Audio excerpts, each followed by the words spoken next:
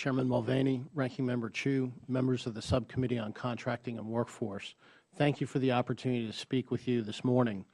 NESBP members are companies employing licensed surety bond producers who assist businesses of all sizes to obtain surety credit and to grow as competitive businesses. Surety bonds assure that businesses seeking award of Federal contracts are qualified to undertake the contract obligation sought, and they provide guarantees of payment and performance if the business awarded the contract defaults in its contract obligation.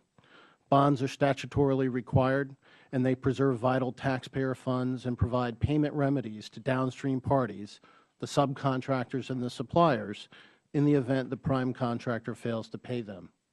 Without recourse to a payment bond remedy, unpaid subcontractors and suppliers, particularly small construction firms, may not be able to continue as viable businesses, threatening the jobs that they create. Sureties underwrite to assure qualifications and to prevent losses. They assess the character, the capacity, and the capital of the firm to determine if the business is capable of performing each contract. An important SBA program exists to assist small businesses having difficulty qualifying in the standard market.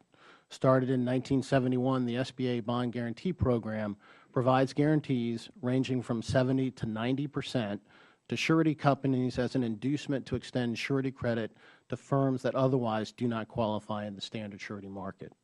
This program has helped thousands of small construction firms over the years, but it could be helping even more. SBA recently has undertaken efforts to improve the program, such as streamlining its bond application process and improving its response time to claims and expanding its outreach to design-build contracts. It is a good Federal program that deserves to get better to continue to achieve its mission.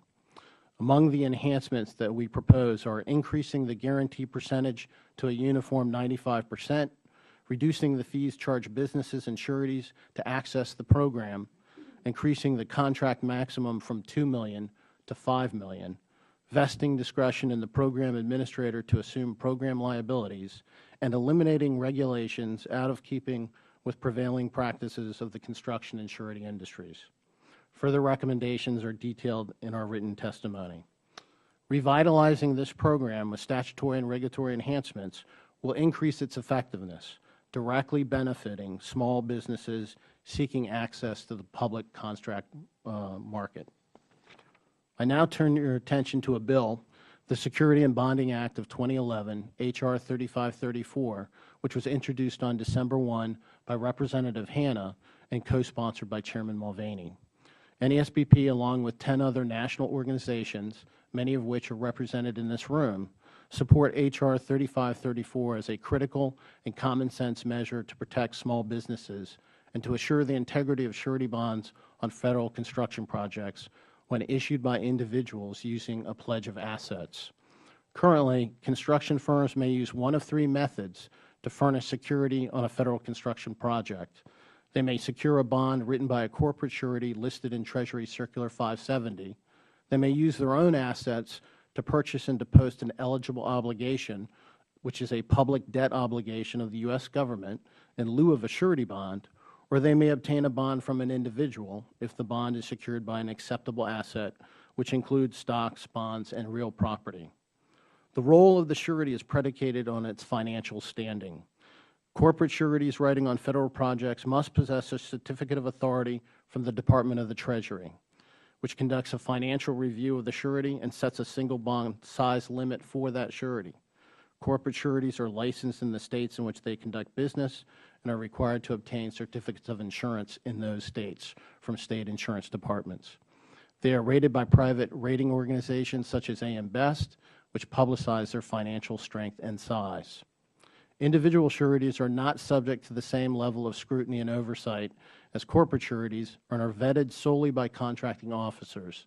No third-party rating information is available on individual sureties.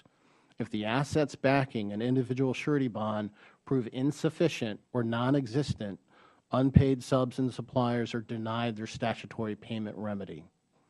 H.R. 3534 solves this problem. It requires individual sureties to pledge solely those assets defined as eligible obligations by the Secretary of the Treasury and provide those assets to the Federal Contracting Authority, who in turn will deposit them in a Federal depository, ensuring that pledged assets are sufficient, readily convertible to cash, and in the physical custody and control of the Federal Government. This is nothing more than what now is statutorily required of construction firms that wish to pledge assets as security on a Federal contract in lieu of a surety bond. Small firms working on Federal construction projects, either as subs or suppliers, have no control over the prime contractor's choice of security provided to the Federal Government, but they suffer the most harm financially if that provided security proves illusory. H.R. 3534 will give them the confidence that on all Federal projects, adequate and reliable security is in place to guarantee that they will be paid. Thank you very much for your time and attention this morning. I look forward to answering any questions you may have.